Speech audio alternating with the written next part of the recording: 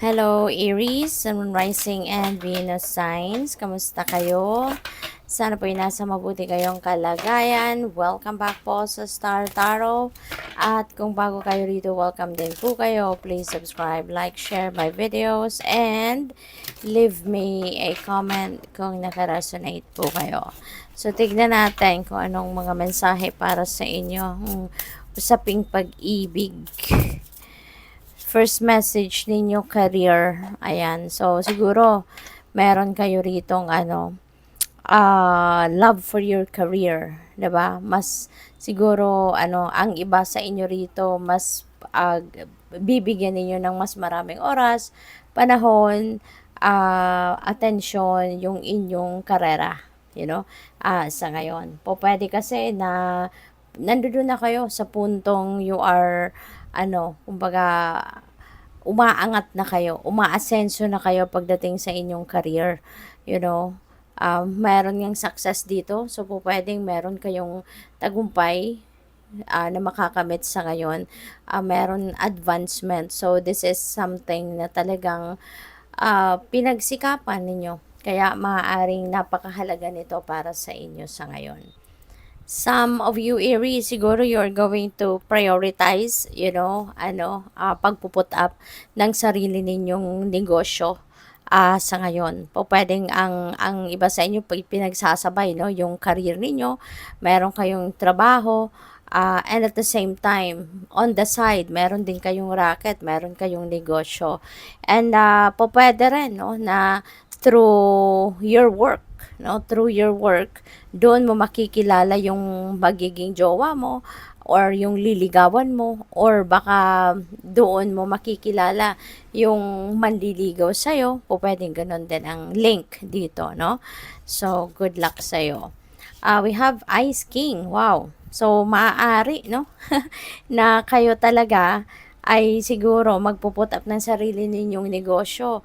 At baka, yung magiging ninyo, kalab life, kumbaga, would be, pwedeng magiging boss ninyo, or pwedeng magiging kasosyo ninyo sa negosyo ninyo, pwedeng ganon. Kasi, for some of you, talagang maaring meron ditong magiging entrepreneur, working, and at the same time, entrepreneur.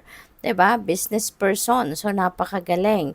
Or pwede rin, no, na ang iba sa inyo, pwedeng aalis na din, mag-change siguro ng career path, at magiging 100% na magiging negosyante na. Pwedeng ganun din ang ganap. So, yun, pwedeng isang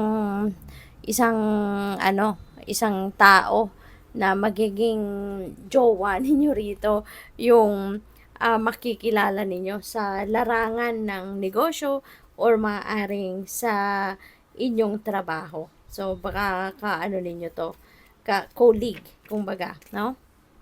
Baka ang iba sa inyo rito, um, siguro, baka nasa ibang lugar kayo, no? Baka naka-base kayo sa ibang bansa, no? Wherein malamig ang klima, maaring nandoon kayo sa lugar na nag-winter, kumbaga, malamig, no? Merong malamig na season. Baka nandoon kayo nagtatrabaho, or kaya doon ninyo makikilala yung person ninyo, or pwede rin naman na makikilala ninyo ito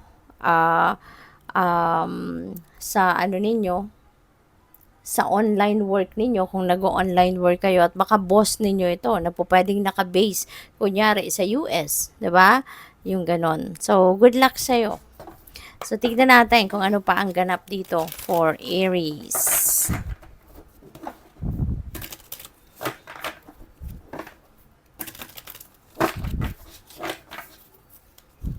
So, next message ninyo, endurance. Ayan, keep going. Okay, keep going. Kasi kahit na minsan, 'di ba, hindi natin naiiwasan na mayroong mga hindi pagkakaintindihan with your person, mayroong mga pagkakataon kasi wala naman talagang perfect na sitwasyon, hindi ba? There's no perfect journey. Nothing at all like that, 'di ba? Laging merong panahon na talagang hindi kayo magkakaintindihan, may gano'n. Pero regardless, no, kung ano man ang inyong sitwasyon, may hindi man kayo na pagkakaintindihan, you are not on the same page regarding an issue or a subject, so just keep going. Okay? Just let the love flow, kumbaga. At saka pag nagmamahal naman, 'di ba? Mas malalim yung pag-iintindihan, 'di ba?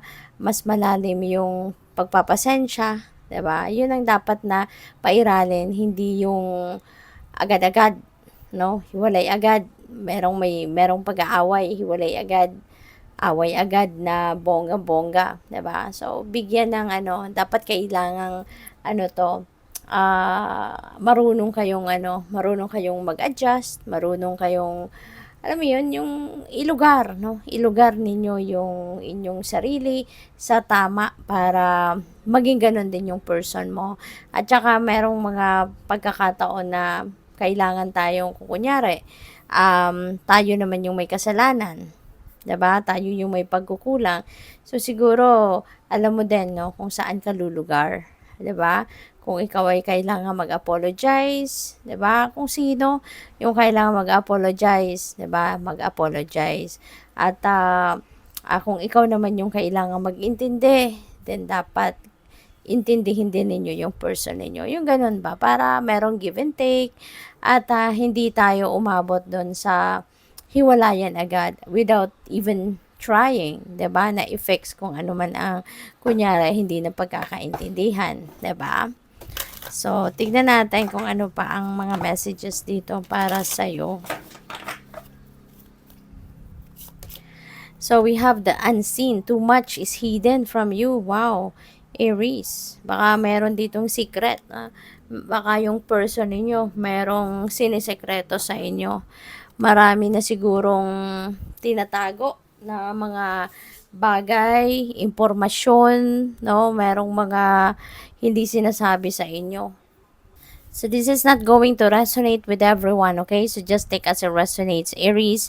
At yeah, kung meron kayong sitwasyon na ganito, kasi mararamdaman mo naman kung ang person mo merong sinisekreto sa'yo. 'Di ba? Mararamdaman mo 'yon. You can feel it kasi makikita mo din sa mata ng person mo kapag nagkakausap kayo. Tsaka body language, no? Maiiba yung body language when you are hiding something, 'di ba? Kaya kung yung person mo ang merong sinisekreto sa'yo, mararamdaman mo yan, no? Or pakiramdaman mo na din, 'di ba? Pwedeng ganon. Or baka this is the other way around, no? Pwede rin naman, no? Na ikaw baka yung merong sinisekreto or baka ikaw yung merong tinatago. Yung mga ganitong sikreto, not necessarily na sikreto na sinisekreto because pwedeng makakasama ng inyong loob. 'Di ba? Maaring sometimes din merong kailangan tayong isekreto para hindi makasira sa relationship, yung mga ganun, 'di ba? Kaya use your own judgment and discernment, no, on this situation kung meron man ganito, kung nagre-resonate ito sa inyo. Okay? So, tignan natin kung ano pa ang ganap. Kailangan mag-obserba kayo, 'di ba? Wag muna before you say something, before you do anything, dapat nagtatanong muna, 'di ba? Hindi nag-aakusa agad. Kasi diyan talaga mag-aaway. So mas magandang yung parang inquiry ang gagawin para hindi masyadong halata, 'di ba? So tingnan natin kung ano pa ang mga messages para sa iyo. So we have the High Priestess. Ayan, use your intuition. Makinig ka.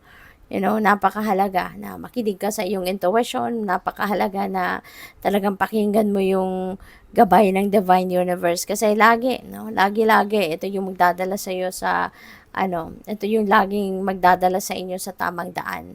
Gagabayan kayo nito how you are going to manage your situation, how you're going to navigate your circumstances. Kaya lagi kayong makinig sa inyong intuition. Lagi kayong makinig sa inyong kutob. Okay? So, si High Priestess, this is also about secrets, no? Kaya parang lumalakas dito yung energy of secrets Pupwedeng ang isa sa inyo dito, pupwedeng ikaw or pupwede yung person mo ay talagang nagiging secretive, no? Or merong tinatagong sikreto, So, pupwedeng ganun ang ganap dito. So, what else? We have the Chariot. Ayan. So, si Chariot, this is moving on energy, So, siguro din, baka, ang napipick up ko dito, yung parang magkakausap, no? Meron ditong mag-partner na magkakausap, maaring pag-uusapan, i-discuss kung anong mga secrets na ito. And feeling ko hindi ito mauuwi sa away, bagkus, parang papalagpasin mo lang ito. Parang siguro magkakaintindihan kayo, maybe this is not a secret na talagang alam mo yun, yung kakaibang sikreto na po pwedeng may third party, something like that. Hindi ganon, no? Feeling ko dito, you are going to move on from that secret issue because maaring may explain ito ng inyong person ng mabuti at maaring yung sekretong ito is something na maybe between the two of you, yung ganon, at wala yung walang ibang klaseng sekreto na yung merong malisyoso at malisyosang sekreto, yung hindi ganon. Kaya feeling ko malilinawan ang inyong isipan dito, malilinawan. Kung kayo man ang merong sinisekreto, talagang siguro mapaplansya itong maigi sa pag-uusap, magkakaintindihan kayo, hindi walang pag-aaway, wala akong nakikitang pag-aaway dito for some of you. At you will be able to kumbaga mapagpapasensyahan ninyo dito yung bawat isa. At malalagpasan ninyo yan, na walang away na mangyayari. So, this is death energy. This is definitely transformation energy. So, this is pagbabagong magaganap and maaari na yung magbabago dito is dynamics. Pwedeng merong pagbabago sa relationship dynamics ninyo sa ngayon, And you are going to start anew, a fresh chapter sa inyong relationship para sa iba sa inyo. Kung kunyari, ayan, so baka nagkatampuhan na kayo, something like that, pero hindi naman nagkaaway.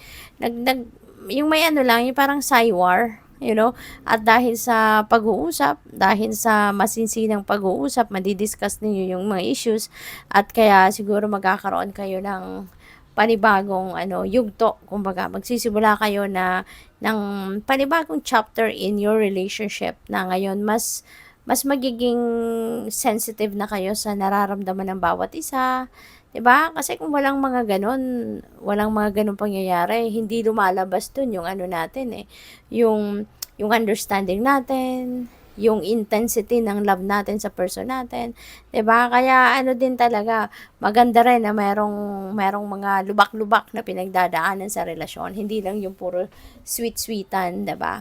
Kasi doon mo makikita, doon matetest kung gaano katatag ang inyong pag-iibigan, ang pagmamahalan. So ngayon, you're going to implement a change sa relationship, So siguro mas magiging understanding pa kayo sa bawat isa, mas maaring magiging mas open na kayo sa bawat isa, wala nang itatago, 'di ba? Regardless kung ano mga dapat pag-usapan, talagang maaring magsisimula na kayong pag-usapan talaga, Hindi na yung magtatago even if it's not a huge issue, 'di ba, between the two of you. For others of you, baka merong magsisimula ng bagong relationship dito. Maybe ang iba sa inyo is going to start a new love and romantic relationship, Kaya good luck din para doon sa magkakaroon ng love life. So, 3 of Wands. Ayan. So, baka may ano kayo dito. Ang tawag dito? Merong travel, Baka magta-travel ang iba sa inyo dito, Aries. And also, siguro yung travel na to, baka siyempre travel ito na magkasama siguro kayo, maybe parang ititreat ninyo yung sarili ninyo dito, mag-i-enjoy kayo together kasi 'di ba ganun kapag merong kunyari humps and bumps na pinagdaanan ng relationship, 'di ba? Sa pag right after that, pag na-fix na, talagang super sweet kayo. So, maaring ito, ititreat yung bawat isa at pwedeng merong travel dito, mamamasyal kayo, no? Magbabanding kayo. And maaari, no? Na sa pagbabanding na to, mas ma-realize ninyo yung halaga ng bawat isa, yung pagmamahal ninyo sa bawat isa. Maring dito ninyo mapagnilay-nilayan, ano, how important your partner is, 'di ba? Sa bawat isa. And there could be, this could also signify expansion, growth, 'di ba, ng inyong relationship. So siguro ngayon magsisimula ng, alam mo 'yon, mag-grow kayo together in a relationship. So good luck sa iyo. Thank you for watching. Love and light. Namaste.